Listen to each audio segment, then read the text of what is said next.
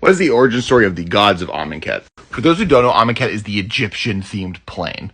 But it specifically is a plane that Nicol Bolas, as part of his massive plot to, become a elder god again, corrupted over 1,000 years. At one point, literally killing every person on the plane that was an adult, and corrupting the different gods on the plane to best fit his needs of raising a plane up that's goal was to create the most powerful army possible, and that's where his eternal army comes from. But it's pretty heavily established that there were gods that he killed, and the gods we ended up with, the 5 monocolored ones and the 3 two-color ones that are all Grixis colored, are corrupted beings based on not what they used to be, but what they are now. And so my theory in regards to this, of the origin of these gods and other gods, is that this was a much more gold-aligned plane, and Nicol Bolas was lowering their power by lowering which colors they had access to. Killing a bunch of gods, taking 5 of them and turning them into one-color gods, that being the main 5, and then taking 3 of the 3-color gods and turning them into 2-color gods. For example, the Scarab god, a god that is directly tied to the zombie mechanic of the set, would be Esper instead of just straight-up blue-black. The Scorpion god, a -1/-1 counter-themed god, an insect and poison-themed god, where a lot of those mechanics were in the green-black space, would be Jund. Leaving the Locust god, the card of drawing cards and discarding cards, to be the sole Grixis option.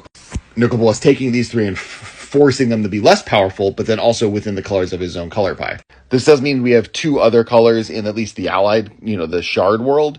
Personally, I would hope, and I talked about this in a previous video, that the Bant one would be a hippo god, or maybe a hawk god. That's one of the key Osiris in the original Egyptian mythology is missing. We have a crane, but not a hawk, and that the other color, the other one would being Naya. So one of Naya is one of them, and then hippo and hawk.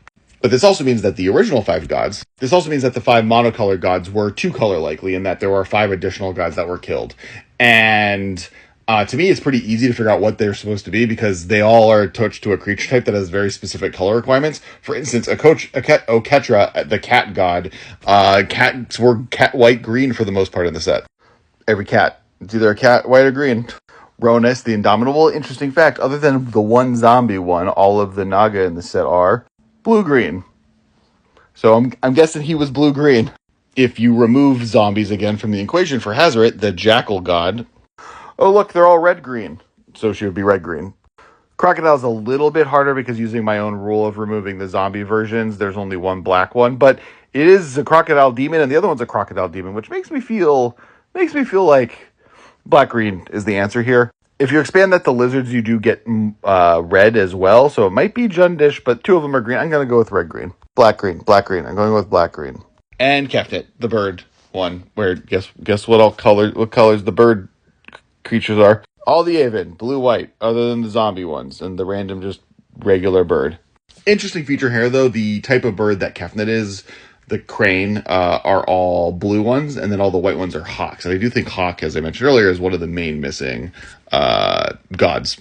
Now, the only 2-color group that's very blatantly missing is red-black, and that is for the Minotaur.